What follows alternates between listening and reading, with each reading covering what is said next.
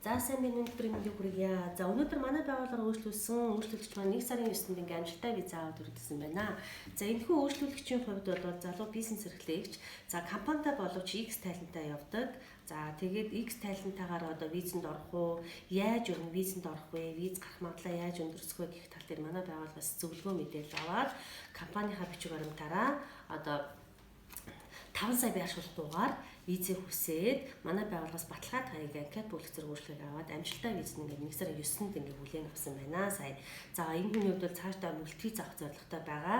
Дараагийн удаа одоо би компанийнхаа татвар яаж төлөх ёстой вэ? Бичиг баримтаа юу бүрдүүлэх ёстой вэ гэдэг тал дээр мэдээлэл зөвлөгөө аваад одоо хилээр гарах зөвлөгөө буюу баталгаад хаяг аваад зорчигтой бэлэн болсон байна. За хэрвээ та бизнес эрхлэгч, компани захирал, татвар төлөгч буюу X талентаа явдаг бол солонгосын визэнд хэрхэн яаж материалаа бүрдүүлэн орж аяллаа визээ амжилттай авах гэдэг дээр манай байгууллагаас зөвлөгөөд мэдээлэл зөвлөгөө өгөөд материалыг чинь шалгаад хүлээлгэн өгөхтөн бэлдэх үйлчлэг гэж байгаа шүү.